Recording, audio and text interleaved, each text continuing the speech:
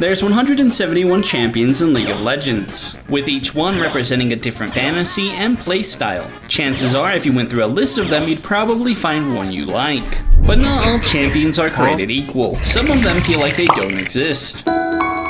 Ones that don't get proper love, and when they do, it's in the new battle passes.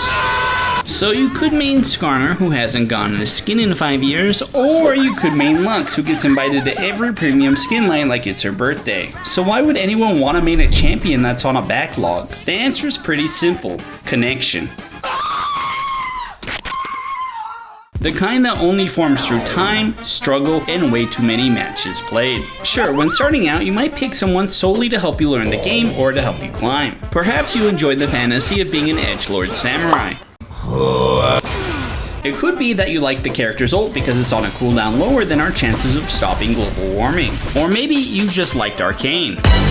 Explain to me how someone starts playing League of Legends with all of these champions that inflict a down bad status effect, and you have 1 million mastery points on the iceberg. I guarantee you that no one starts out by maining a Nivea. Why main a champion that unpopular at all? The most obvious benefits are probably ones you don't really consider. The first is the similarity in every single match played. The draft phase. You have the freedom to play your champion because no one's picking them and no one's banning them. And if they do get banned, that means someone else inflicted the fear of God into the player. And if someone else picks your main, that means they have good taste, or they're having a bad day. And because of that low pick rate, it's likely they don't know what your abilities do. The champion essentially becomes unique to you. This hole was made for me! Once you click with them, it's over. You'll start learning their combos, trying to climb, and reading their lore at 2 AM. Or figuring out what skin to buy, just buy all of them. So while you're having a blast playing your champion every single game, people who play Mel only get to enjoy her 3/4 of the time. The value doesn't just end at gameplay. I, for example, really like the lore and interactiveness of Vladimir. And because of this appreciation, I can look past the censorship and the fact that he hasn't gotten a good skin in a while. Not to mention they keep making him hot despite the fact that he's 2,500 years old. Approved! With how updated the Darken lore is, I think they could rework him without the blood. People probably wouldn't like that, but they can't stay this way forever. This brings me to one of the biggest perks of maining champions like this: the feeling of community. Finding a group of people who like the same champions you do is a great way to hold on to hope, even when the game forgets they exist. And if you like the idea of community, be sure to like, comment, and sub down below, and let me know what your favorite champion is. If you've ever seen Sloppy Walrus play Gragas, Bomba. the boss play Scion, Alois play Mundo, or Tonka T playing one of his miscellaneous champions. You've probably tried to copy at least one of these playstyles, and if you haven't, you probably ran into someone who has. You get invested watching these streamers, and then even more so in the champions they play. Enough about these ugly monstrosities. Can we talk about Ezreal? He's 4 skins away from having the most skins in the game, and honestly, I think that's pretty...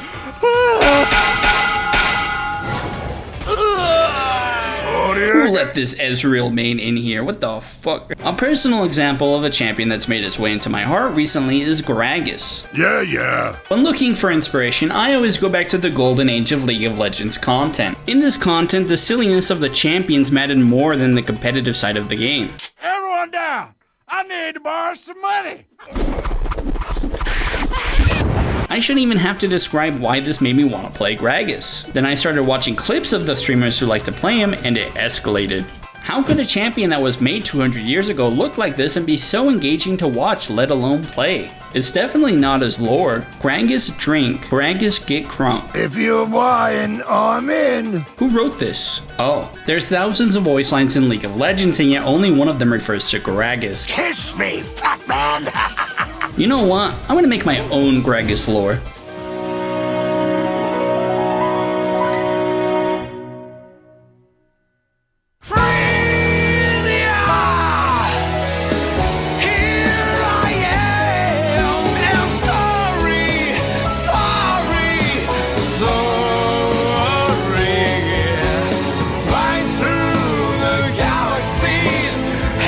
Shaken everywhere, but I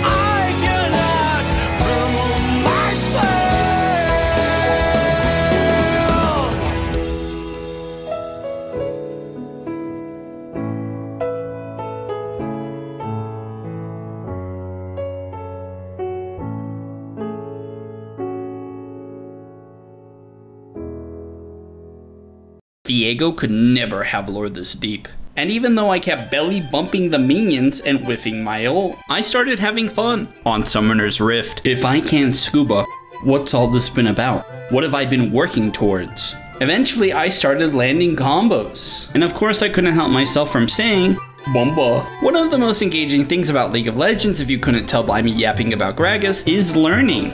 And that's the other thing that makes these champions unpopular. Their playstyles are outdated or unconventional. You stupid. No, I'm not. What's the square root of pi? 21. You stupid.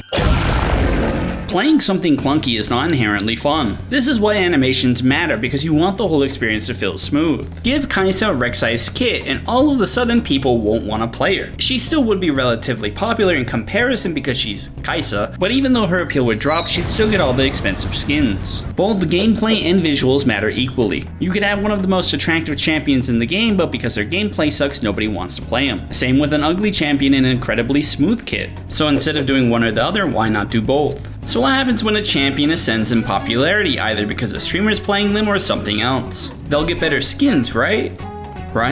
Champions getting good skins these days is a bit of a dice roll, but when they do, it increases a champion's quality of life. People would rather go for the skin with a better concept than something flashy. Literally look at Alois and tell me Corporate Mundo isn't a reason that this is so much fun to watch.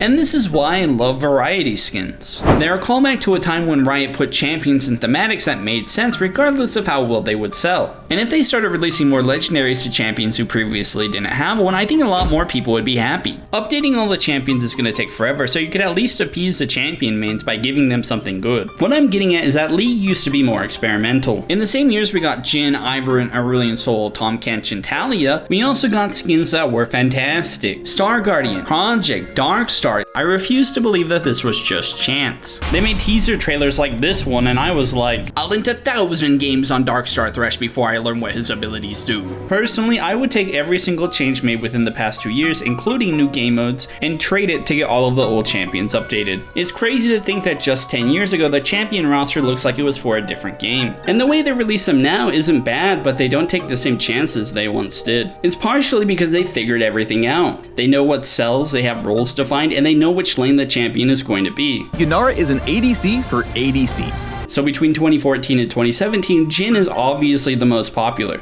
and it was one of the unconventional champions that actually paid off, where the rest are just in meta limbo. Whatever poor, unfortunate soul is chosen to work upon Skarner, I wish them well. And the thing is, you can't make more Jhins if you're not trying to experiment. I think part of it is that they keep making stuff up instead of using established lore. So you're telling me we have Ionian Darken lore where the last support champion was released 2 years ago, and we're not going with Solani. At the end of the day, it is kind of impossible to give every single champion the same amount of love. It's up to us to fill in the gaps and let Riot know that these champions deserve attention, or at least a little bit of loving. I hope this video has made some of you reassured in the champions that you play, or has convinced you to try something new. In any case, thank you for watching.